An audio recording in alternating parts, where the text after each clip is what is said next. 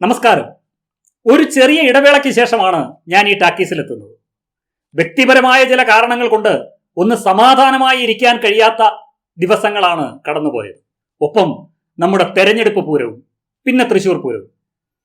അങ്ങനെ ഈ പതിവ് ഇടയ്ക്കൊന്ന് മുടങ്ങി. അപ്പോഴാണ് ഇന്ന് രാവിലെ എൻ്റെ ഏറ്റവും അടുത്ത ഒരു സൗഹൃദം എന്നെ ഫോൺ ചെയ്ത് ഓർമ്മിപ്പിച്ചത് ഇന്ന് വൈശാഖ മാസം ആരംഭമാണ്.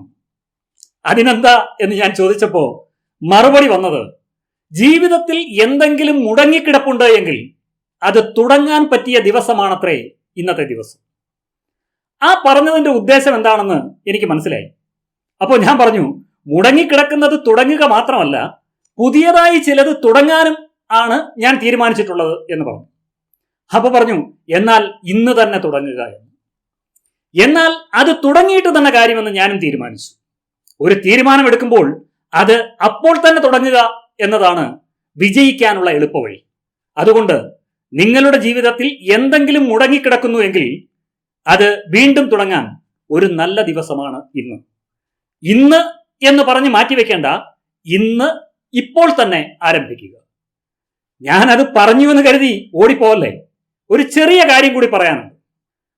മുടങ്ങിക്കിടന്നതും പിന്നെ പുതുതായി ഒന്നും ഞാൻ തുടങ്ങുന്നു എന്ന് പറഞ്ഞല്ലോ. മുടങ്ങിക്കിടന്നത് ഈ ടാക്കീസാണ്. പുതിയതായി തുടങ്ങുന്നത് എന്താണെന്ന് കൂടി പറയാം. അത് കേട്ടിട്ട് പൊയ്ക്കൂ. നമുക്ക് മുന്നിലുള്ള എല്ലാ കലാരൂപങ്ങളും പരിണാമത്തിന് വിധേയമാകാറുണ്ട്.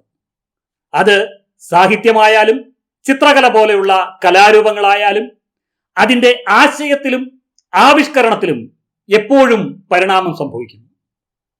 സിനിമ സാങ്കേതികതയുടെ കൂടി ഉൽപ്പന്നമായതുകൊണ്ട് ഈ പരിണാമം വളരെ വേഗത്തിലാണ് സംഭവിക്കുന്നത്. സിനിമയുടെ ആരംഭത്തിലെ സൃഷ്ടിയല്ല ഇപ്പോഴത്തെ സിനിമ. ആ പരിണാമത്തിന്റെ യാത്രയിൽ ഫിലിം പോലും അപ്രത്യക്ഷമായി. ലാബുകളുടെ സ്വഭാവം മാറി, എഡിറ്റിംഗ് റൂമുകൾ കൂടുതൽ പരിഷ്കരിക്കപ്പെട്ടു, റെക്കോർഡിംഗ് ശൈലി മാറി, എന്തിനു പറയുന്നു, വമ്പൻ സ്റ്റുഡിയോകൾ പോലും പാടെ അപ്രത്യക്ഷമായി. ഇന്ത്യയിൽ ഏറ്റവും അധികം സിനിമ കാണുന്നത് ഹിന്ദി ഭാഷക്കാരാണ്. അതുകൊണ്ട് തന്നെ ഇതര ഭാഷകളെ അപേക്ഷിച്ച് അവിടെ താരങ്ങളുടെ മൂല്യവും വളരെ വലുതാണ്. ഹിന്ദി കഴിഞ്ഞാൽ ആ സ്ഥാനം തമിഴിനും തെലുങ്കിനുമുള്ളതാണ്. സാങ്കേതിക പരീക്ഷണങ്ങൾക്ക് അവസരവും അർഹതയും ഈ ഹിന്ദി, തമിഴ്, തെലുങ്ക് ഭാഷകൾ നേടിയെടുത്തത് വ്യാപകമായ ആ വോട്ട് ബാങ്ക് വെച്ചാണ്. മലയാളം, കന്നഡ സിനിമകളുടെ കലാപരമായ പ്രസക്തിയോട് എന്നും മുഖം തിരിഞ്ഞു നിന്ന തമിഴും തെലുങ്കും പലപ്പോഴും ആദ്യകാലങ്ങളിൽ മലയാളത്തിൽ നിന്നാണ് മാറ്റത്തിന്റെ കാറ്റ് കണ്ടു പഠിച്ചത്. അത് ഞാൻ പറഞ്ഞാൽ നിങ്ങളിൽ ചിലർ തർക്കിക്കും എന്നെനിക്കറിയാം. തർക്കിക്കാൻ തന്നെയാണ് ഞാനും വന്നത്. മലയാള സിനിമയുടെ ചരിത്രത്തിലെ ഓരോ കാലഘട്ടത്തിലൂടെയുമുള്ള വളർച്ചയും വികാസവും മറ്റ് ഭാഷാ സിനിമകളുടെ ചരിത്രവുമായി ബന്ധപ്പെടുത്തി ബ്ലാക്ക് ആൻഡ് വൈറ്റ് എന്ന പേരിൽ വിനോദ് ടാക്കീസ് എന്ന യൂട്യൂബ് ചാനലിലൂടെ ഞാൻ അവതരിപ്പിക്കുകയാണ്.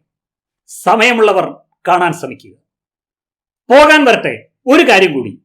ഞാൻ നേരത്തെ പറഞ്ഞ സാങ്കേതിക പരിണാമങ്ങളിൽ ഒട്ടുമുക്കാലും സംഭവിച്ചത് ഹിന്ദി സിനിമകളിൽ തന്നെയാണ് എന്ന് ഞാൻ സമ്മതിക്കുന്നു. 1931 ആദ്യ ശബ്ദചിത്രം അത് പിറന്നത് ഹിന്ദിയിലാണ്. ആലം ആര. 1936 ആദ്യത്തെ വർണ്ണചിത്രവും ഹിന്ദിയിൽ നിന്നാണ് ഉണ്ടായത്, കിസാൻ കന്യ. 1959 ആദ്യ സിനിമാസ്കോപ്പ് ചിത്രം കാഗസ് കെ ഫൂൽ, അതും ഹിന്ദിയിൽ നിന്നാണ് വന്നത്. പിന്നീട് 1967 ആദ്യ 70mm ചിത്രം എറൗണ്ട് ദ വേൾഡ്. ഇതെല്ലാം ഇന്ത്യൻ സിനിമയിൽ ഹിന്ദിക്കാരുടെ സംഭാവനയാണ്. അതെല്ലാം സമ്മതിച്ചു. എന്നാൽ ഇന്ത്യയിലെ ആദ്യത്തെ 3D സിനിമ ജന്മമെടുത്തത് മലയാളത്തിലാണ്. 1984 മൈ ഡിയർ കുട്ടിച്ചാത്തൻ എന്ന സിനിമ. അത് മാത്രമല്ല, ഇന്ത്യയിലെ ആദ്യത്തെ ഡിജിറ്റൽ സിനിമയും മലയാളത്തിലാണ് പിറന്നത്. 2006 പുറത്തു വന്ന ജയറാം നായകനായ മൂന്നാമതൊരാൾ എന്ന സിനിമയായിരുന്നു അത്.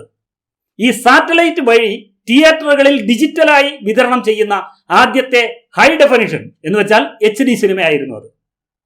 പരിണാമങ്ങൾ ഒരിക്കലും അവസാനിക്കുന്നില്ല. സിനിമയുടെ പരിണാമങ്ങളിലൂടെ നമുക്കൊരു യാത്ര ആരംഭിക്കാം. വിനോദ് ടാക്കീസിൽ ഇനി എല്ലാ ദിവസവും ബ്ലാക്ക് ആൻഡ് വൈറ്റ് ആണ് മോർണിംഗ് ഷോ. എല്ലാവർക്കും സ്നേഹാദരം.